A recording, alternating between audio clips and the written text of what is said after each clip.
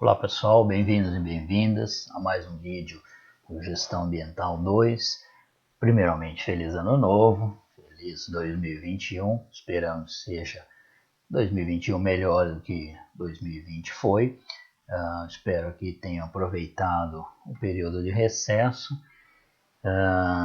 e agora retomar nossas discussões que foram suspensas durante esse breve período para as festividades de fim de ano, retomar a nossa discussão sobre a gestão ecossistêmica. E neste momento eu quero falar justamente com vocês sobre a resiliência socioecológica.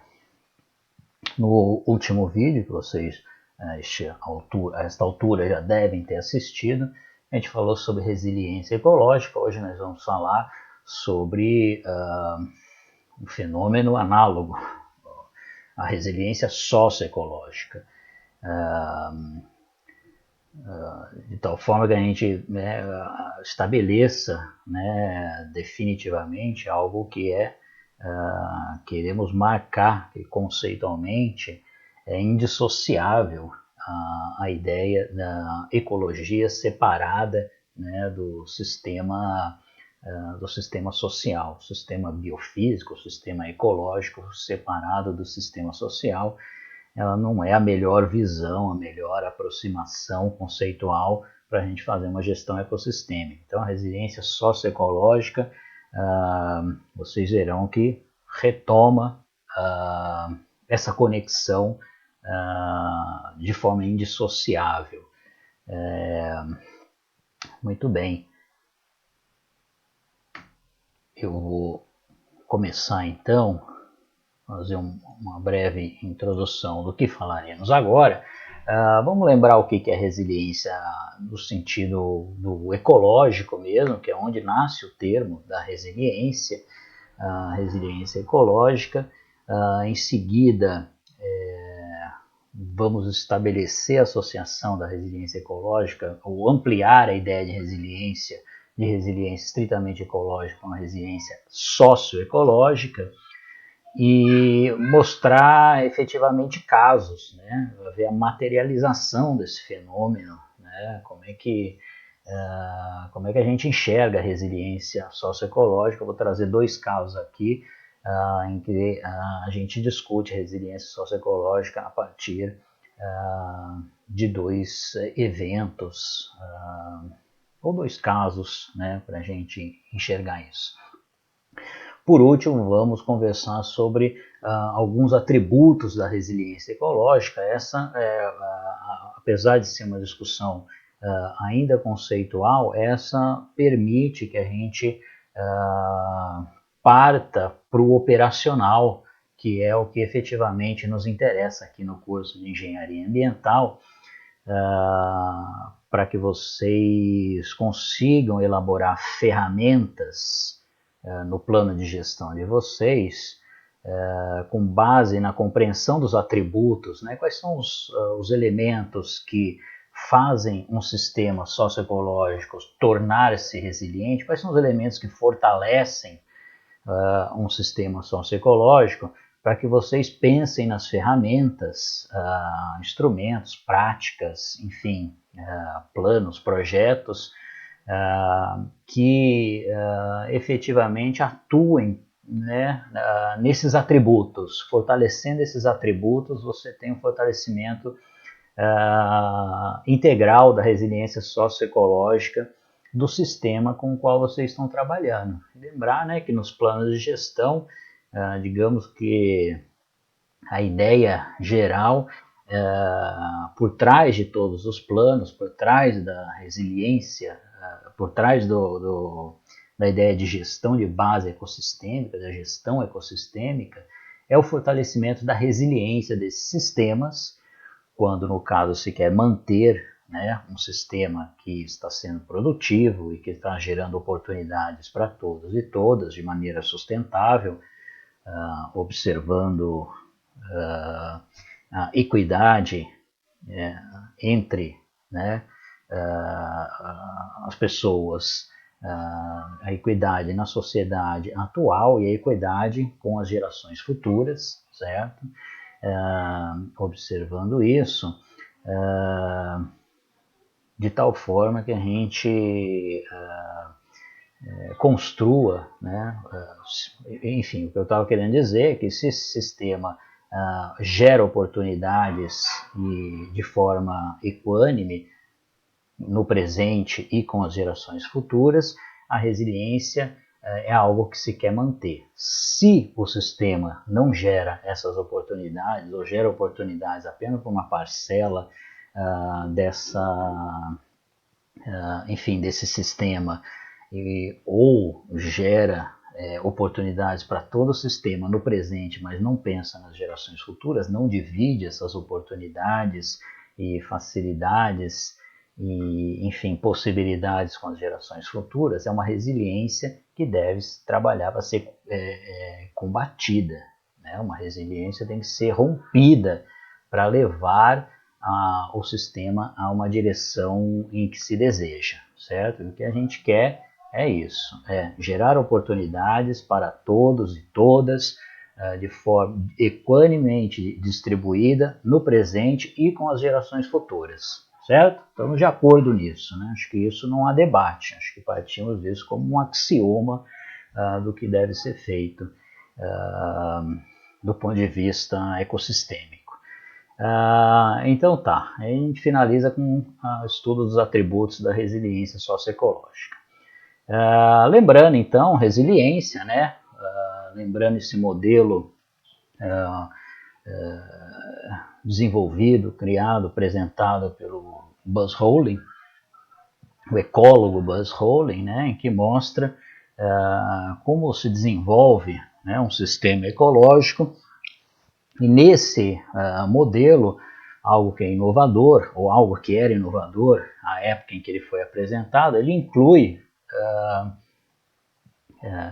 no desenvolvimento dos ecossistemas, como os sistemas ecológicos se desenvolvem, ele inclui as perturbações e os distúrbios, de tal forma que ele enxergava isso como parte do funcionamento dos sistemas ecológicos. Não era algo externo, perturbação, um furacão, uma queimada, um maremoto, enfim, um terremoto, né, distúrbios, perturbações, eles não são externos aos sistemas ecológicos, eles fazem parte do seu funcionamento. Sistemas ecológicos evoluíram com estas perturbações, muitas vezes, né?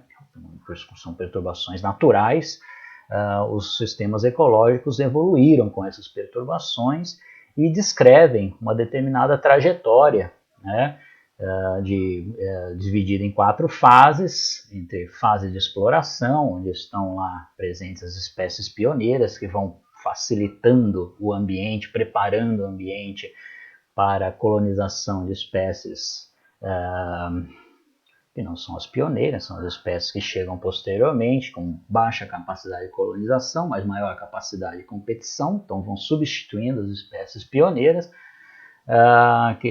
até chegar a uma determinada fase chamada conservação, onde o sistema adquire uma característica de aparente estabilidade, o que a gente costumava chamar de equilíbrio ecológico, e hoje na ecologia, pelo menos tecnicamente na ecologia, o paradigma do equilíbrio, a ideia do equilíbrio é bastante ultrapassada.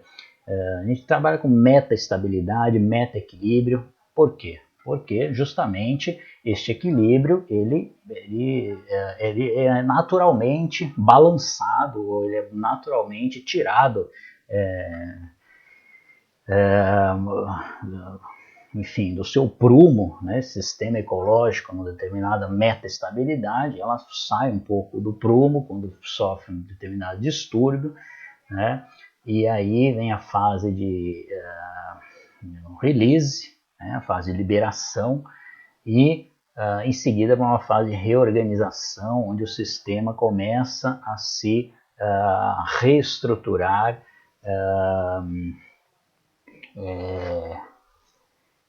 de tal forma que ele retoma, né, essa característica inicial de estar preparado para receber espécies, inicialmente espécies pioneiras, oportunistas, para depois chegando nas demais espécies, isso num ciclo fechado, né, interminável aqui, mas que há uma conexão, né, uma saída, para um outro estado estável, né, uma outra identidade de sistema, né? Então isso aqui gira, né, o sistema ecológico girando uma determinada identidade, mas dependendo da força, da intensidade, dos distúrbios e das perturbações, esse sistema ele muitas vezes pode não se reorganizar aqui para esta identidade e pode se reorganizar para uma outra identidade, algo que fica mais claro aqui nessa figura, né? Talvez no vídeo da resiliência ecológica eu tinha falado que vocês poderiam, né, ao final, compreender essa figura, mas ao final eu acabei não explicando, né? Que figura é essa de fundo aqui, esses vales, essas depressões? Não me lembro se eu expliquei, mas rapidamente, né, as depressões são, digamos, os estados estáveis, são as diferentes identidades, né, do sistema, são, fazendo um paralelo com os sistemas físicos, são os sistemas de mais baixa energia, né, ou de maior estabilidade, onde, para você tirar, né, veja aqui uma bolinha, a bolinha é a característica do sistema, é efetivamente, né, a posição em que o sistema está, né, nessa alegoria aqui, né, nessa figura. Então, uma bolinha aqui, nesse fundo desse vale aqui, é preciso uma perturbação muito forte para fazer com que ela suba, né, saia do fundo do vale para que, né, alcance o outro fundo do vale. Normalmente, né, quando um sistema está sofrendo suas perturbações que a resiliência do sistema absorve, digamos que isso é representado por essa bolinha, né, girando aqui, né, no fundo do vale, né, sofre uma perturbação, dá um peteleco nessa bolinha aqui, a bolinha sobe, mas ela desce de novo, sobe para o outro lado, desce de novo, aí toma outro peteleco, ela fica girando numa única depressão, mas ao sofrer uma perturbação muito grande, um peteleco mais forte, né, essa bolinha pode pular para para uma outra depressão, né, nessa paisagem de vales e depressões, vales e montanhas, depressões e montanhas, certo? De tal forma que isso representa uma outra identidade do sistema, né? Que tem a sua resiliência também aqui, né? Então, esse ciclo adaptativo representa uma determinada identidade do sistema, e essa outra identidade aqui do sistema é representada também tem o seu ciclo adaptativo, né? Muitas vezes não é nem uma perturbação forte que tira essa bolinha, né, de uma depressão e joga para outra depressão.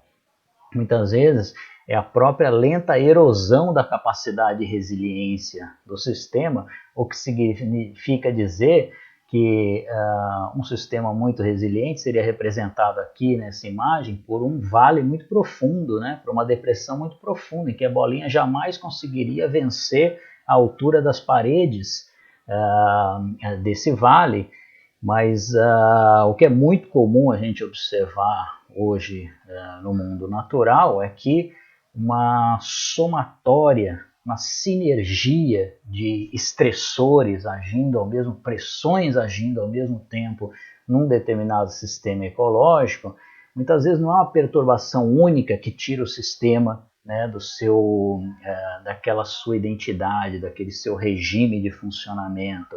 Muitas vezes é a própria erosão da capacidade de resiliência, o que significaria nesta imagem uma erosão das paredes do vale. Então a bolinha lentamente, né, ia tendo menos resistência para sair de uma depressão e chegar em outra depressão, porque o vale ficou menos profundo, com a erosão da capacidade de resiliência do sistema.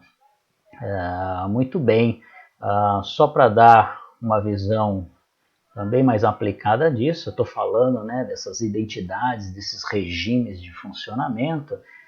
Eu estou falando, por exemplo, né, do que vem acontecendo nos mares e oceanos de todo o planeta, no Caribe, na Austrália, enfim, no Brasil, onde há recifes de corais, que há tem um determinado regime de funcionamento, tem uma estrutura e um funcionamento próprios de regime de recife de coral. Isso, com a erosão da capacidade de resiliência desses sistemas, eles estão lentamente se transformando lentamente, enfim, para nossa curta vida humana. Estão sendo geologicamente muito rapidamente sendo transformados em bancos de macroalgas, né? Então, uma clara mudança de regime, certo? De uma bolinha que, né, por milhões e milhões de anos ficou recebendo suas perturbações aqui, mas tinha capacidade de resiliência ainda suficiente para manter a bolinha numa mesma depressão, a depressão do Recife de Coral, com a erosão da capacidade de resiliência, ou seja, a erosão das paredes, né, desse sistema aqui que mantinha a bolinha aqui dentro, a bolinha está migrando para uma outra identidade do sistema, um outro regime de funcionamento, que é o banco de macroalgas. Que sim, gera menos oportunidades para as pessoas, gera menos possibilidades econômicas, gera menos toda uma série de serviços ecossistêmicos associados ao recife de coral, você não encontra no banco de macroalgas. Então, certamente, há o que se aproveitar, há serviços ecossistêmicos a serem fornecidos pelos bancos de macroalgas, mas as comunidades dependem muito, né, dos serviços dos recifes de coral ainda, por isso essa resistência, né, do ponto de vista pragmático. Tem outras implicações, obviamente, né, a transformação de recife de coral em banco de macroalga, mas eu estou querendo ser bem pragmático aqui, no sentido de por que não deixar o curso natural da transformação do recife de coral em banco de macroalgas, porque as pessoas dependem dos serviços ecossistêmicos dos recifes de coral. Não significa que o banco de macroalgas não vai ter também seus serviços ecossistêmicos, mas do ponto de vista muito pragmático, não estou entrando em questões éticas aqui, a gente vai ter o tempo de discutir isso neste módulo ainda, mas nesse momento queremos salvar sim os recifes de coral, porque eles prestam uma infinidade de serviços ecossistêmicos dos quais as pessoas dependem. Recifes de coral geram muitas oportunidades para as pessoas, né, que vivem nesses sistemas e daí por diante. Bom, muito bem, então para trazer uma definição de resiliência socioecológica, eu gosto sempre de trabalhar com definições para que a gente tenha muito claro na mente sobre o que nós estamos falando. Bom, trazer uma definição híbrida, né, do Brian Walker e colaboradores e do Carl Folk, apresentadas aí no curso da primeira década dos anos 2000, né, a resiliência socioecológica é a capacidade de um sistema socioecológico de absorver perturbações e reorganizar enquanto passa por mudança, de modo ainda a reter essencialmente a mesma função, estrutura, identidade e feedbacks. Então, veja, é muito próximo da ideia da resiliência ecológica. Só a questão é que tem o sócio junto aí, né? E nós vamos enxergar como é que o sócio, né? Como é que é isso enxergado também como sócio, além do ecológico, tem a parte social também como uma coisa indissociável. Muito bem, existem uma infinidade de estudos sobre resiliência socioecológica, sistemas socioecológicos, características de sistemas socioecológicos. Eu vou citar alguns aqui, dois que eu conheço, que acho interessante, porque mostra bem isso. Um estudo esse da Adger e colaboradores, em que tem grandes nomes aí da resiliência socioecológica, Carl Focke, Stephen Carpenter, Johan Rockström. Então, um estudo muito interessante, publicado na Science logo após alguns anos após o tsunami do Oceano Índico, também chamado tsunami do Mar de Andaman, aquele que destruiu muitos países. A Indonésia ficou devastada, né? Uma das ilhas, especialmente da Indonésia, ficou absolutamente devastada, mas teve mortes na África, no Sri Lanka, na Índia, né? Um tsunami oceânico, de proporções oceânicas, né?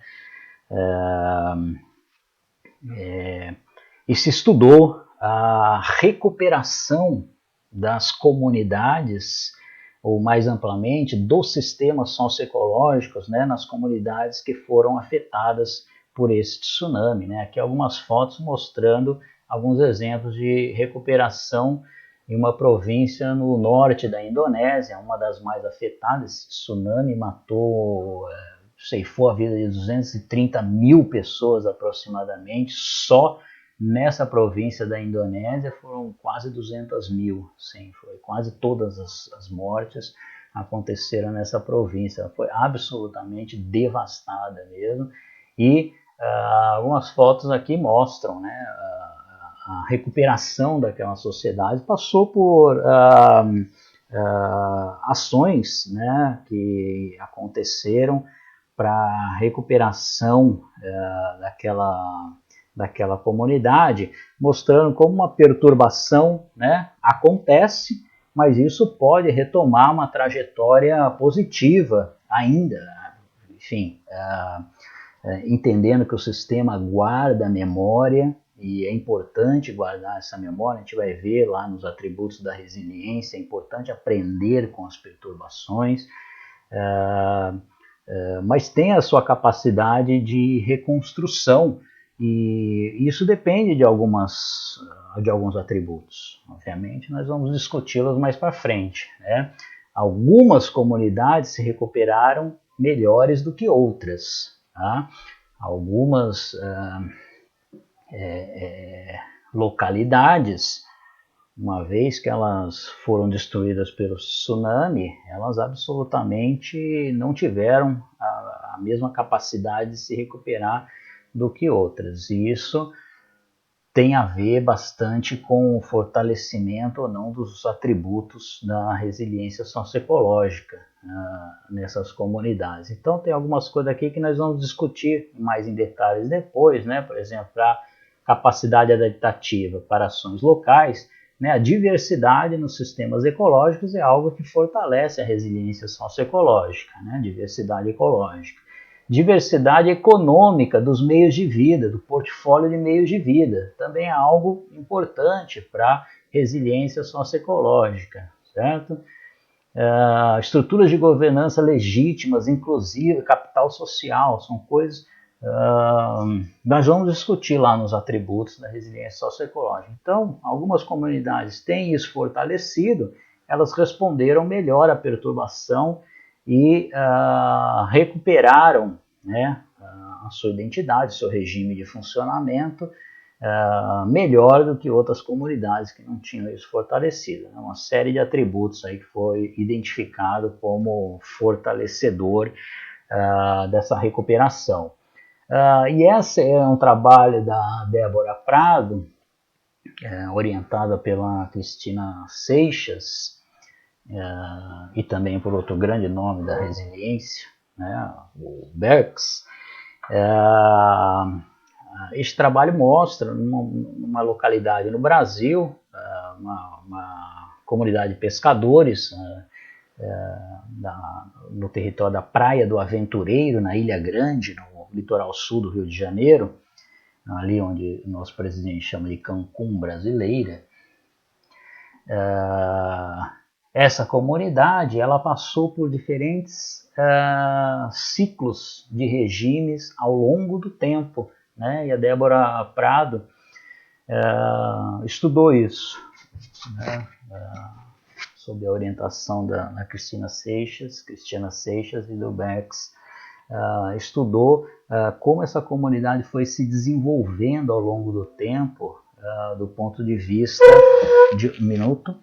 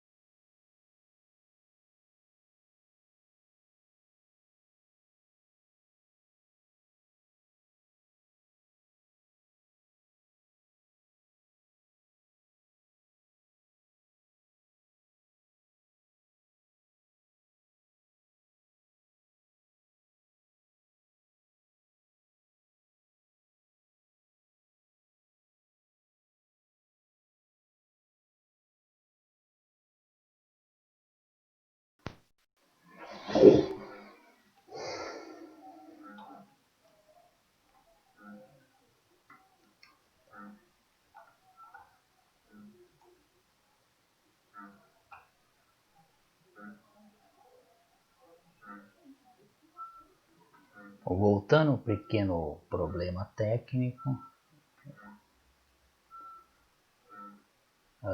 Muito bem. Acho que agora é resolvido.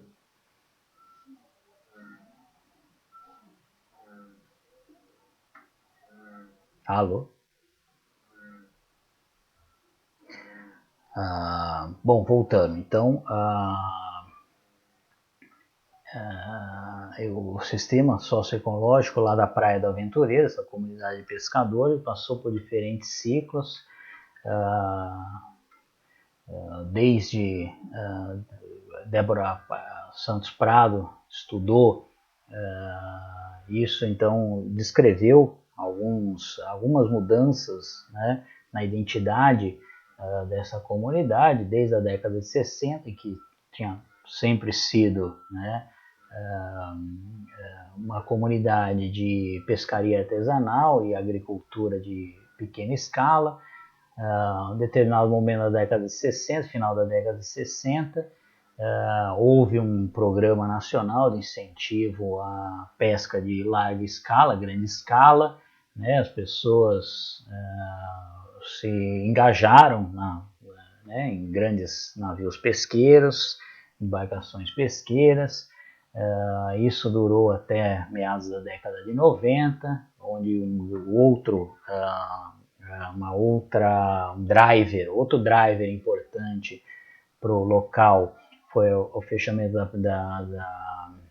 da prisão, do presídio de Ilha Grande. Isso provocou uma modificação, isso fez com que o turismo começou a ser desenvolvido na área.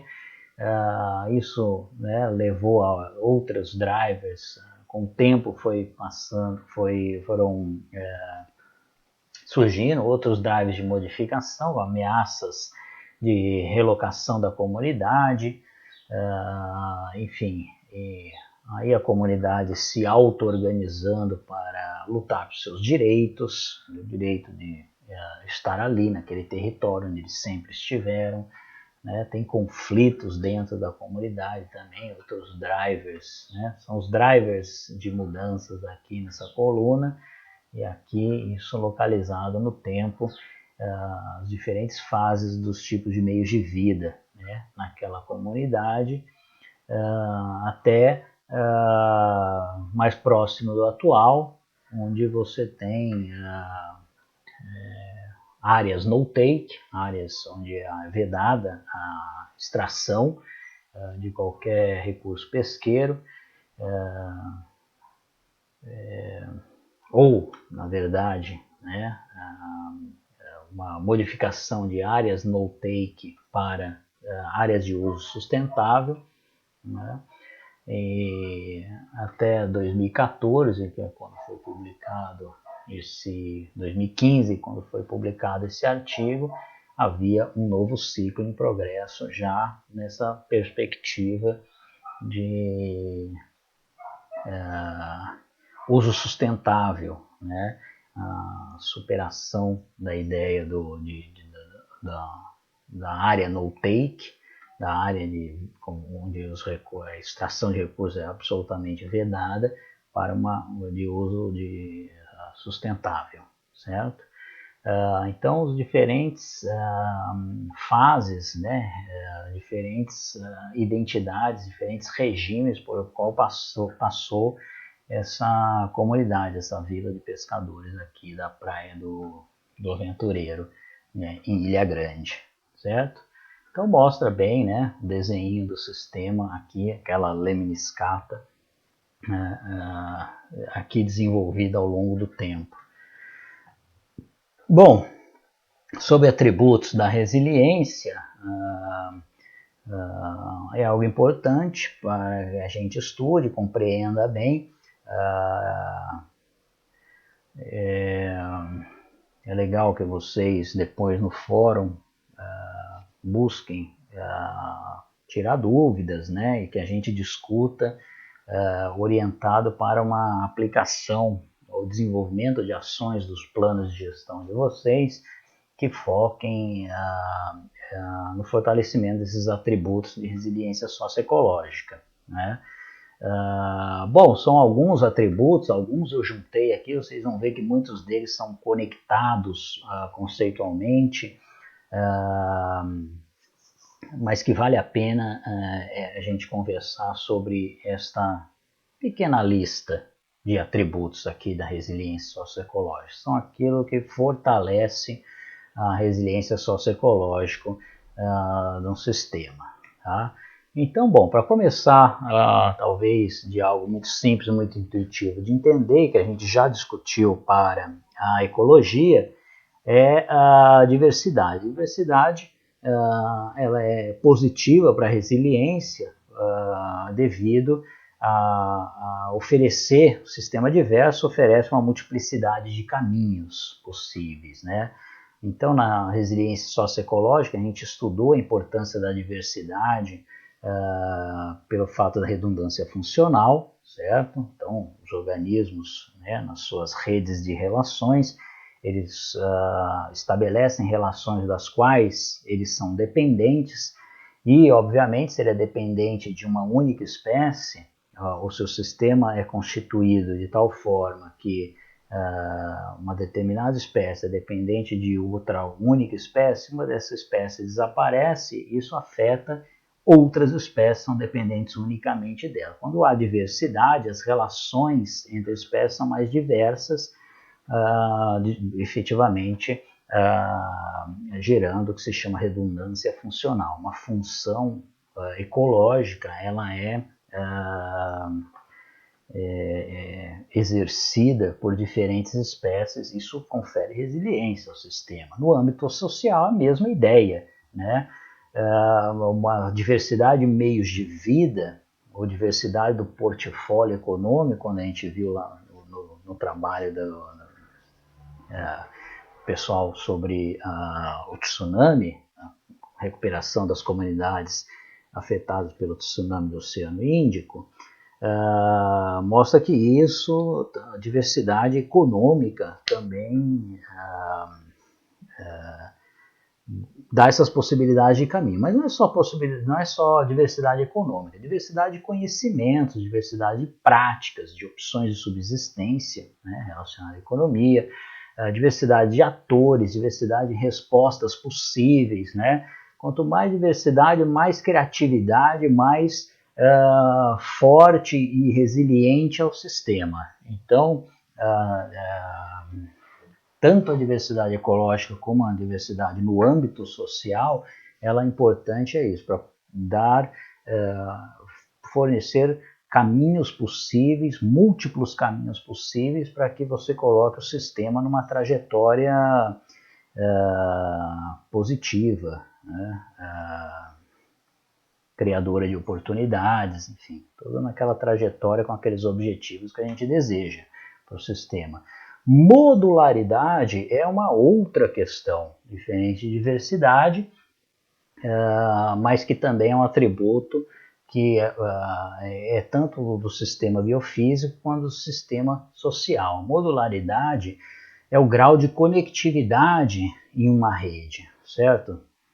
O ambiente biofísico ele estabelece uma rede entre seus elementos, o ambiente social estabelece uma rede entre seus elementos, e obviamente esses dois grandes sistemas, eles também, a rede é estabelecida entre eles, né? Como falei para vocês, eles são indissociáveis aqui, eles devem ser encarados como indissociáveis aqui na nossa gestão de base ecossistêmica, né? Então nós temos essa grande rede de elementos biofísicos e elementos sociais, olhando só para o biofísico, né, o sistema ecológico, a conectividade, ela tem um papel bom, a gente já falou disso na aula de resiliência ecológica, mostrando que conexões, né, entre os sistemas ecológicos, isso favorece, por exemplo, troca de genes, favorece o fenômeno do spillover, favorece um monte de coisa, né, quando os sistemas são conectados. Por isso que, né, para ecossistemas continentais, por exemplo, se fala de corredores ecológicos, né, sempre na ideia de conectar, né, fragmentos naturais para que eles fortaleçam a resiliência dessa rede como um todo. Mas isso, do ponto de vista ecológico, também tem seu lado ruim, de tal forma que você conectando, né, todos esses fragmentos e conectando populações com suas metapopulações, comunidades com suas metacomunidades, isso também pode, um excesso de conexão enfraquece a resiliência porque você transmite não só coisas positivas, como fluxo de genes, e indivíduos, e exportação de biomassa das áreas de maior qualidade ambiental para áreas de menor qualidade ambiental, mas também exporta coisas nocivas, exporta patógenos, exporta, enfim, doenças, exporta o fogo em ecossistemas continentais. É uma grande preocupação quando se fala de conexões de fragmentos florestais, por exemplo. O fogo se espalha através dessas conexões também. Então, do ponto de vista ecológico, pouca conectividade é ruim, mas excesso de conectividade também não é bom. Tá? No âmbito social, mesma coisa, alguma conectividade fortalece a resiliência, mas uma conectividade excessiva leva a uma fragilidade do sistema, certo? Então, o sistema modular, onde, né, você tem, como aqui mostrado na figura, né, nós nessa rede, né, onde os elementos, né, eles, dentro desse nó, eles estão muito mais conectados entre eles, certo? Do que entre os outros elementos da rede, alguma modularidade é positivo, né? ou seja, não uma superconectividade, por exemplo, com todos esses elementos desse nó, conectando com todos esses elementos desse nó e com todos os elementos desse nó, formando uma grande rede de relações. Isso enfraquece a resiliência. Nossa, mas por quê? Né? É importante a gente pensar por que o excesso de conexões enfraquece uma rede. Há algumas analogias interessantes que podem ser feitas, por exemplo, uma que a gente encontra muito na literatura, né, quando vai explicar modularidade, e que acho que facilita para a gente entender, pensa no sistema elétrico num país. Né? Se esse sistema elétrico ele é excessivamente conectado, se você perde uma parte desse sistema, você cai a rede elétrica de todo o sistema, certo? Então, alguma modularidade ou alguma desconexão em determinado grau é importante para que uma perturbação que aconteça num determinado ponto da rede não se propague para a rede toda, certo? Acho que essa é a grande ideia da modularidade, a ideia de que um sistema superconectado, né, a gente tem, né, muitas vezes locais de sistemas hiperconectados, eles são altamente vulneráveis porque qualquer pedacinho, qualquer parte dessa rede superconectada que sofre uma perturbação, essa perturbação vai se propagar por todo o sistema. Então, alguma modularidade é importante.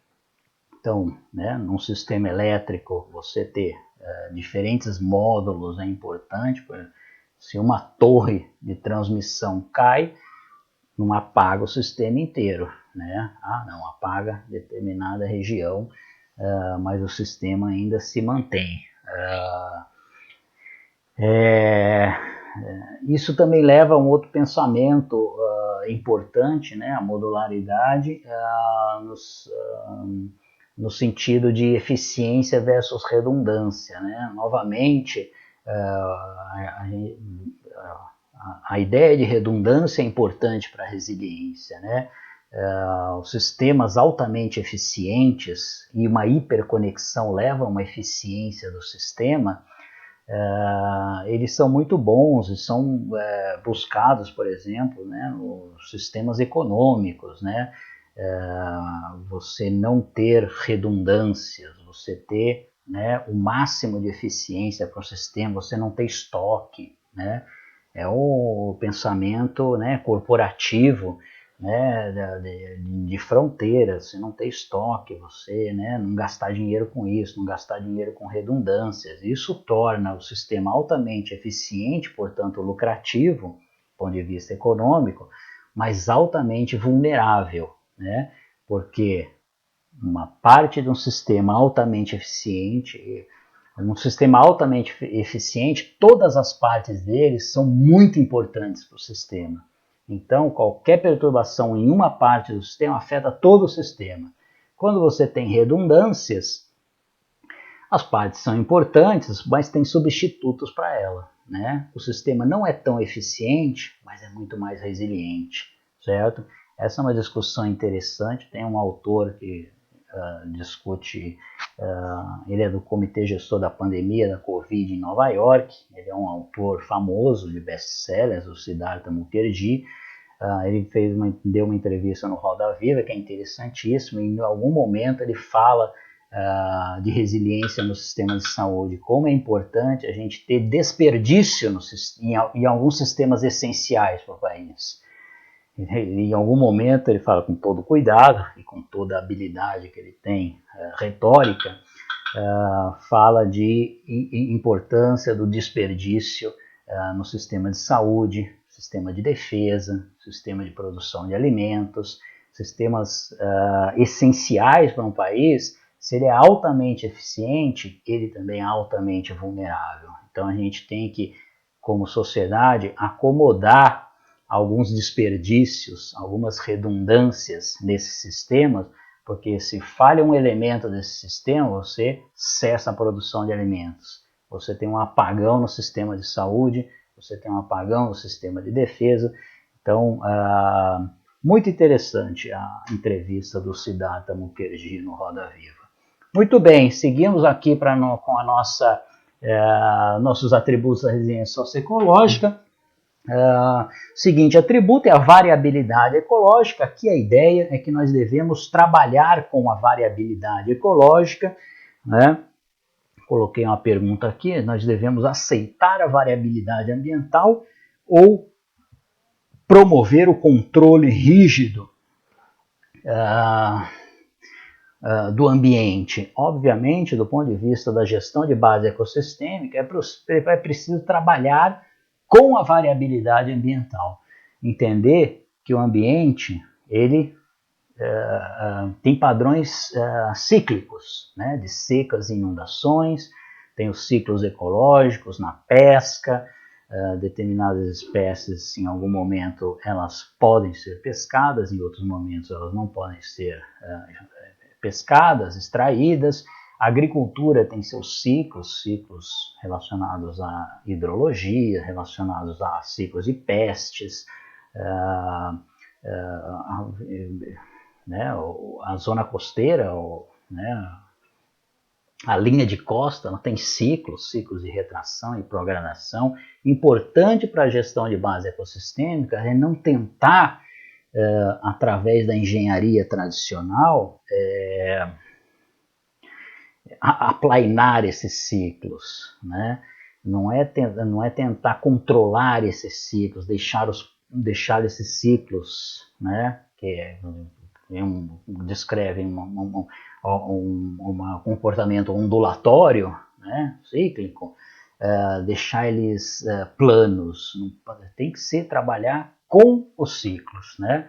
Então, do ponto de vista, por exemplo, da agricultura, ao invés de você querer plantar um determinado cultivar ao longo de todo o ano, né, como é o agrobusiness tradicional, a agricultura, né, essa agricultura industrial, eles querem plantar soja o ano todo, né, todo ano, independente se é época de chuva, época de seca. Obviamente,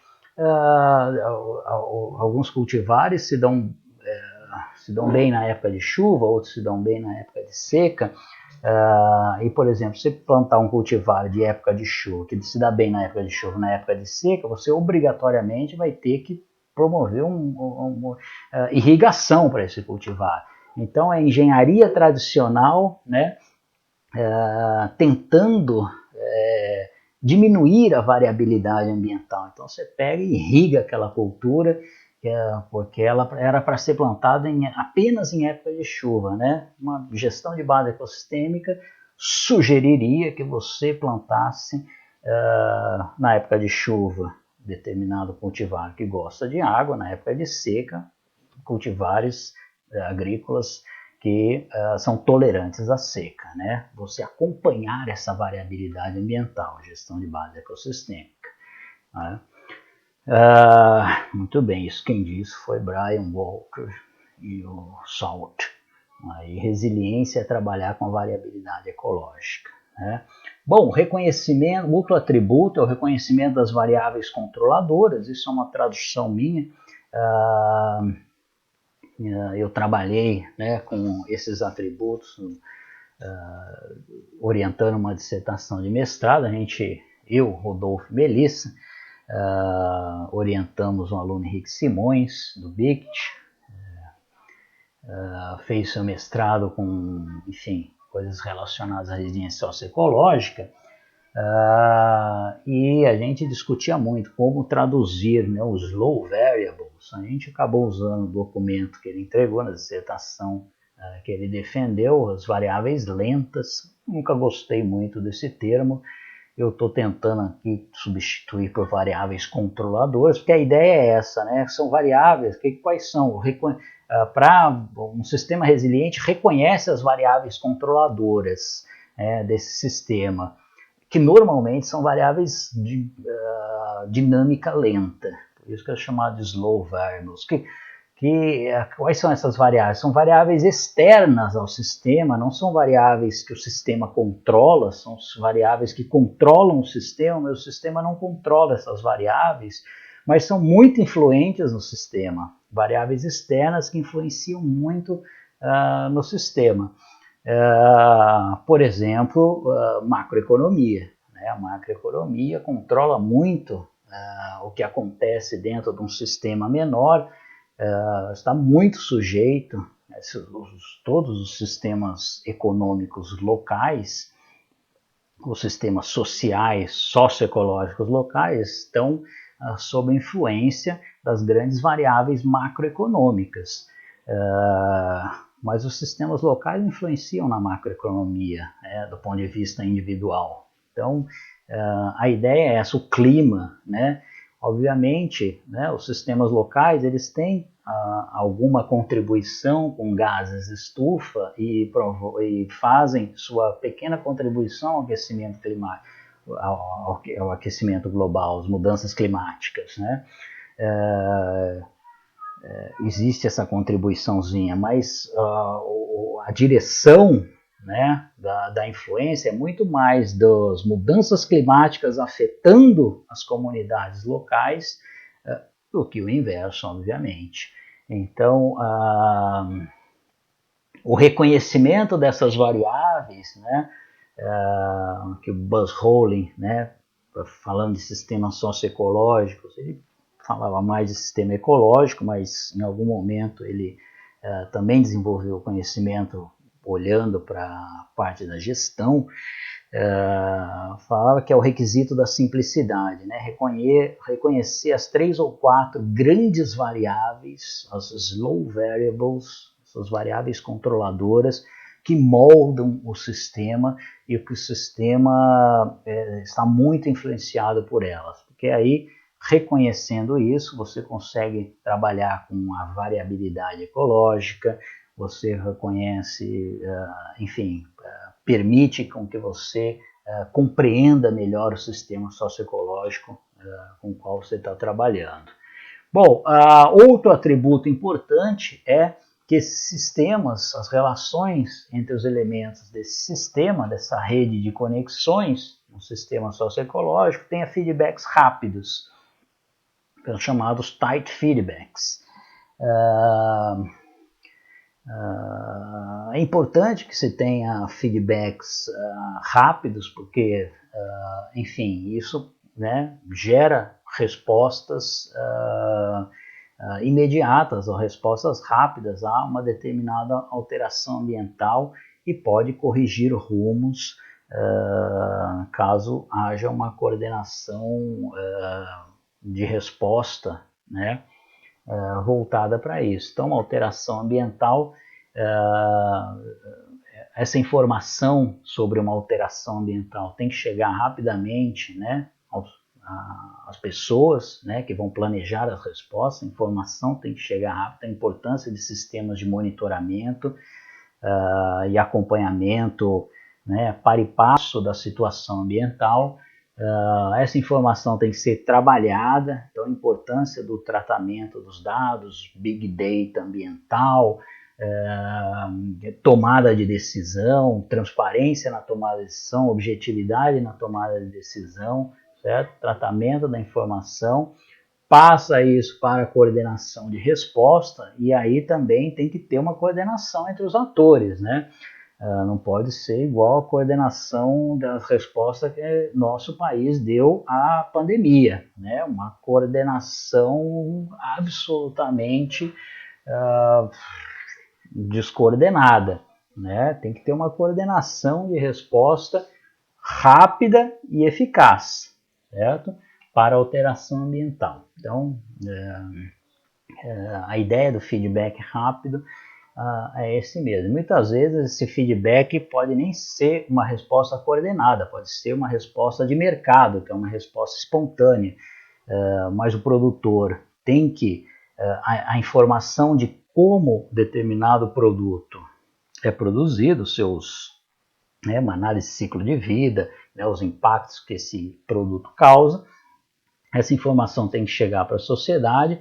a sociedade tem que rapidamente julgar se ela concorda, né, com a forma que é produzida determinado produto, né, e dependendo, né, da resposta, a resposta, né, do mercado a um determinado produto tem que chegar rápido para o produtor também, né? Isso é um tight feedback econômico para que o produtor sopese aí, bom, né, minhas práticas não estão agradando o mercado, então, de certa forma, eu tenho que adaptar aqui enfim, a produção desse determinado produto aqui. Enfim, quanto mais rápido for esse feedback, né, menos problemas, mais resiliente o sistema. Para ir finalizando, uma ideia importantíssima, não que as outras não sejam, mas essa é absolutamente pivotal para a resiliência socioecológica, a questão do capital social. Capital social é o quanto as pessoas confiam na sua comunidade, no seu sistema, e quanto eles cooperam com isso, né? Então, o capital social é a confiança e cooperação entre pessoas, entre umas com as outras, entre as redes de pessoas organizadas, né? Entre as pessoas e as instituições, e as redes e as instituições, e instituições e instituições, e pessoas e instituições. Então, toda essa rede de conexões é preciso estar amarrado, muito bem amarrado, com confiança e cooperação, né? Isso, lamentavelmente, a gente, mais uma vez, o exemplo do nosso país é negativo, né? Onde o senso de comunidade das pessoas, especialmente aquelas que a gente viu fazendo festas agora no fim de ano, o senso de comunidade é nulo, né? É absolutamente capital social negativo, né? Então, os elementos dessa rede eles têm que ter confiança e vontade, né, de que os compromissos, confiança de que os compromissos assumidos serão cumpridos e efetivamente intenção e vontade e ficar feliz de cumprir esses compromissos, né? São compromissos com a comunidade, né? Você, ao estabelecer esses compromissos, é um compromisso social, né? Então o capital social ele é fundamental para que as coisas deem certo, enfim, e que haja resiliência socioecológica, né? A degradação do capital social é absolutamente fundamental, a receita para o fracasso da resiliência socioecológica. Muito bem, inovação é outro atributo importante, então trabalhar com inovação, mais uma vez, ao ver o orçamento do CNPq para 2021, a gente percebe que nosso país vai na contramão de um futuro resiliente, o orçamento já era pífio, foi ainda mais enxugado, então a ideia de fazer pesquisa, fazer ciência, promover inovação, não faz parte da agenda desse governo, mas do ponto de vista mais local, né, para os territórios nossos, né, a gente, os sistemas socioecológicos, ao sofrerem perturbações, distúrbios, eles têm que aprender com essas perturbações, né? Dou mais uma vez o exemplo do tsunami do Oceano Índico, onde das 230 mil vidas que foram perdidas nesse evento, muitas, mas muitas poderiam ter sido poupadas apenas com a colocação de sinalizações de rotas de escape de tsunami, áreas seguras de tsunamis, áreas de risco de tsunamis. Então, algo que se aprendeu naquele momento foi que tem que colocar a plaquinha, né, nas praias, nos lugares, e hoje se vai lá, vê placa por todo lado, né? Então foi um aprendizado As pessoas ali, aquela comunidade aprendeu com o desastre, né? É preciso experimentar, experimentar de toda forma, experimentar formas de governança, experimentar formas de monitoramento, experimentação é sempre válido, né? E, de novo, a ideia de abraçar mudanças. Isso é altamente importante para a resiliência socioecológica, trabalhar com a variabilidade ambiental e, com isso, aprender a trabalhar com ela e fazer experimentações. Só experimentando a gente aprende, né? Governança, a ideia de governança como atributo da resiliência, na verdade, é a ideia de redundância na governança, mas é uma redundância cooperativa, não é uma mera sobreposição de governanças, onde muito comum a gente vê também em muitos lugares, mas no nosso país também, onde há sobreposição de governança, há um jogo de empurra, né? Ah, não, o problema aqui, quem tem que resolver é o Estado. Ah, não, o problema é federal. Não, o problema é municipal. Né? Quando é um problema a ser resolvido, onde a governança não é clara, há um jogo de empurra. Né? Então, a governança, primeira coisa, a governança tem que ser clara, né? As atribuições de cada nível e cada elemento da governança tem que ser muito clara. Né? Onde há redundância cooperativa entre esses entes que são os atores da governança, isso confere resiliência ao sistema socioecológico. Então, organizações locais, elas precisam existir, mas elas precisam ser cooperativas, e trabalhar cooperativamente com o governo estadual, que também tem que trabalhar cooperativamente com o governo federal. Então, é nessa zona de sobreposição aqui em que há uma governança resiliente. Né?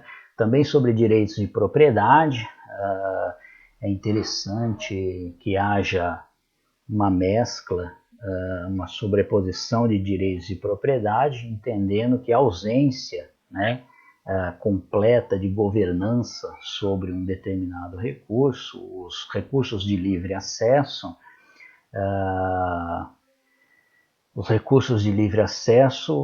se não há governança, há uma tendência da sobreexplotação dele. Então é melhor ter sobreposição e variedade nos direitos de propriedade também. Por exemplo, sobrepor direitos de propriedade comum com direitos de propriedade privada, isso leva a uma governança resiliente também. Por fim mesmo, é o último, é o reconhecimento dos serviços ecossistêmicos, particularmente serviços ecossistêmicos intangíveis, aqueles que não são monetizáveis, aqueles que não são medidos através de recursos econômicos, né? Os serviços ecossistêmicos, por exemplo, culturais, religiosos, o reconhecimento de que os ecossistemas fornecem esses serviços e até a valoração desses serviços de ecossistema, nós vamos falar isso no próximo vídeo, é algo importante para conferir resiliência socioecológica, né, para uma determinada comunidade, para um determinado território, né, incluir a gestão desses serviços ecossistêmicos intangíveis, entender quais são as pressões que os afetam e, inclusive, elaborar respostas para melhor administrar os serviços ecossistêmicos, não apenas os tangíveis, mas também os intangíveis, aqueles que não se mensura economicamente. Isso é importante para conferir resiliência ao sistema. Muito bem. E agora, acho que o desafio que fica para vocês e para nós todos na tutoria, né, temos que trabalhar isso juntos também, como considerar esses atributos da resiliência nos planos de gestão, quais são as ações, quais são as respostas de fortalecimento, né, desses atributos, ou muitas vezes para determinados sistemas onde se quer mudar a trajetória do sistema, né, romper com a resiliência negativa daquele sistema e colocá-lo numa trajetória positiva, uma trajetória desejável, né, para um sistema, determinado sistema socioecológico. Então, como então trabalhar a gestão de bases ecossistêmicas, a gestão de base ecossistema, compreendendo os atributos da resiliência socioecológica. Bom, pessoal, era isso. Espero encontrar dúvidas e comentários, sugestões lá no fórum no Moodle. Algum material eu vou deixar lá no Moodle também, que dê apoio aqui a essa discussão. Então, obrigado para quem ficou até aqui e até um próximo vídeo. Valeu!